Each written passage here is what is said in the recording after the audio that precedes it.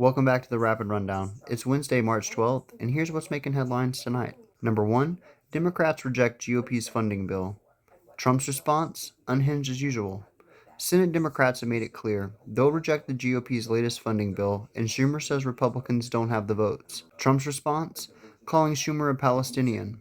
People are going to blame the Democrats, and Schumer is a Palestinian as far as I'm concerned. You know, he's become a Palestinian. He used to be Jewish. He's not Jewish anymore. He's a Palestinian. Okay.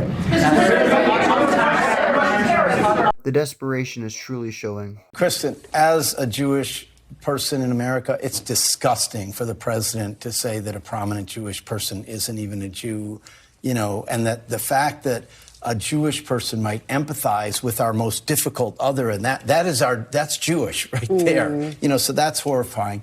And look, if the government shuts down, it's Trump and the Republicans in Congress. They control the presidency, the Senate, the House. When we had tiny majorities in the 117th Congress under President Biden, we passed sweeping legislation. He's not even talking about any real legislation. He just can't even keep the government open with majorities in both chambers. Sahil? Could I just fact check one thing he said about the budget? He said if Democrats don't vote for this, taxes are going to go up. He's doing this entirely on a party line basis. This is the reconciliation process. Right. Government funding is one thing. They do need Democrats in the Senate because there is a 60-vote threshold, and we might be looking at a shutdown on Friday if there isn't some kind of deal there. But the reconciliation bill, that is Republicans only. If there is a tax hike, if he doesn't get what he wants there, he's got only his own party to blame. Sahil, that's an important fact check. Thank you for that. Talking about this government shutdown, you had Leader Schumer come out and say, no, we're not going to vote for this. You can make a deal with us. You need our votes, so make a deal with us. Let's get something that we can sign off on, a shorter term measure. Number 2.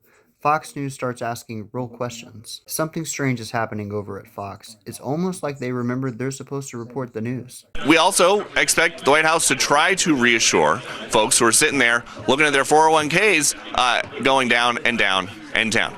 This is a White House that came in trying to get federal workers to retire by the hundreds of thousands, but it's tough to make the argument that you should retire if your retirement accounts are getting throttled, which is what is happening right now. So we hope for answers to all of these curiosities any minute. Allies of the president don't like these tariffs. They might think it's possible to use them smaller levels, 5%, 10%, but the tariff whiplash is destroying us. You look at the market tanking, and I thought Peter Doocy had a great point earlier on today, our very own Peter Doocy, where he said they want federal workers to take the buyout. They want them to retire, but they're sinking their retirement accounts.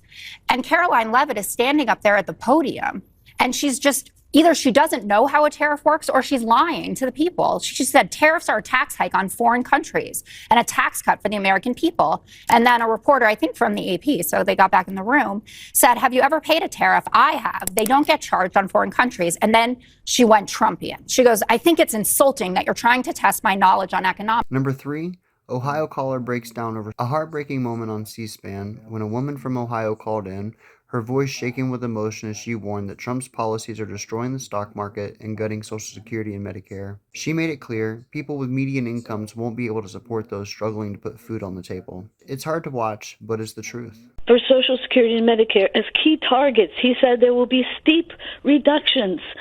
Elon Musk said Social Security was a Ponzi scheme. I'm so scared once these things are gone, you're not going to be able to help because he's also ruining the stock market. So people who had a median income won't be able to help the people who have no food to eat. So please pay attention. Our final thought, Representative John Larson is meeting this moment with the urgency every American needs to match. Where's the independence of the committee? Where's the legislature? We're an equal branch of government. And you start off with a blather, and yet look at the empty seats here. Where's Elon Musk? I'm sure he's a genius and is a very credible person because of the wealth he's accumulated. But that does not put him above the law or the responsibility to come before this committee in this Congress. If he's so great, if these plans and all the fraud and abuse that he's found are so eminent, why isn't he here explaining it? You know why. because he's out to privatize Social Security. That's your rapid rundown for tonight. Stay engaged, stay vigilant, and as always, stay loud.